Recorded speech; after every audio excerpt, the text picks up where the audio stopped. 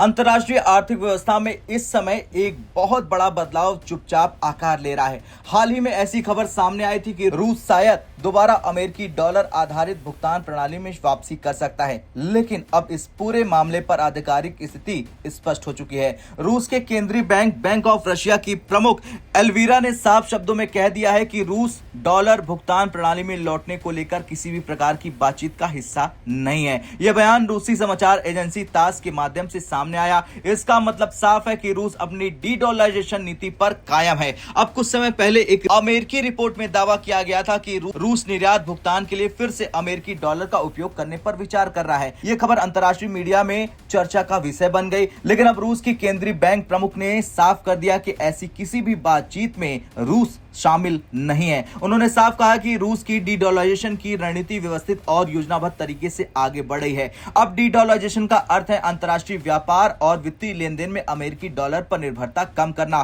पिछले कुछ सालों में रूस ने कई देशों के साथ स्थानीय मुद्राओं में व्यापार शुरू किया। भारत के साथ रुपया आधारित लेनदेन, चीन के साथ युआन में व्यापार, संयुक्त अरब अमीरात के साथ दिरहम में भुगतान। ये केवल बयान नहीं बल्कि व्यवहारिक व्यवस्था है। अब आते हैं सबसे महत्वपूर्ण पहलू पर। भारत के केंद्रीय bank reserve bank of India ने हाल ही में एक प्रस्ताव रखा था कि ब्रिक्स देशों को अपनी अपनी डिजिटल मुद्राओं यानी कि सीबीडीसी को आपस में जोड़ने पर विचार करना चाहिए। इसका उद्देश्य था क्रॉस बॉर्डर भुगतान को आसान बनाना और डॉलर आधारित प्रणालियों पर निर्भरता कम करना। रूस ने इस प्रस्ताव को सकारात्मक संकेत दिया। रूस का डिजिटल रूबल 2023 में पायलट चरण में है। इसके लिए कानूनी ढांचा भी तैयार किया जा चुका है। अब रूस इसे अंतर्राष्ट्रीय व्यापार विशेषकर ब्रिक्स देशों के बीच उपयोग करने की दिशा में आगे बढ़ना चाहता है। अब ब्रिक्स एक अंतर सरकारी समूह है जिसमें शामिल है ब्राजील, रूस, भारत, चीन, दक्षिण अफ्रीका। यानी ब्रिक्स में इन देशों का साझा उद्देश्य है वैश्विक आर्थिक ढांचे में संतुलन स्थापित करना।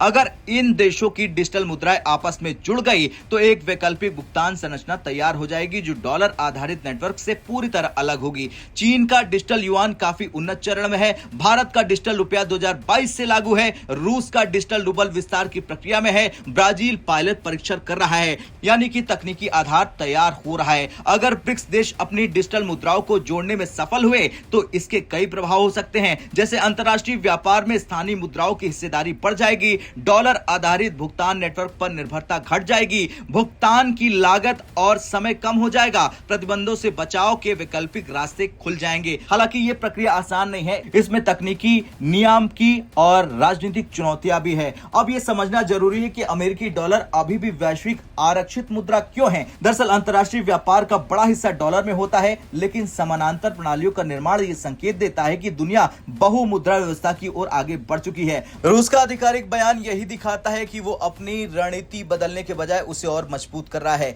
रूस ने संकेत दे दिया है कि आगामी ब्रिक्स शिखर सम्मेलन में इस विषय पर औपचारिक चर्चा हो सकती है। अगर भारत, रूस, चीन और अन्य सदस्य देश एक साझा डिजिटल भुगतान ढांचा तैयार करते हैं तो ये वैश्विक वित्तीय व्यवस्था में महत्वपूर्ण बदलाव साबित हो सकती है। खैर, रूस ने साफ कर दिया है कि वो अमेरिकी डॉलर भुगतान प्रणाली में वापसी नहीं कर रहा है। साथ ही उसने भारत के डिजिटल मुद्रा लिंकिंग प्रस्ताव को सकारात्मक रूप से लिया है। ये केवल एक आर्थिक निर्णय नहीं बल्कि एक व्यापार भू आर्थिक रणनीति का हिस्सा है। आने वाले सालों में यह देखना दिलचस्प होगा कि क्या ब्रिक्स देश वास्तव में एक मजबूत वैकल्पिक वित्तीय ढांचा तैयार कर पाते हैं या नहीं। हाँ या ना में कमेंट कर अपनी राय जरूर दें।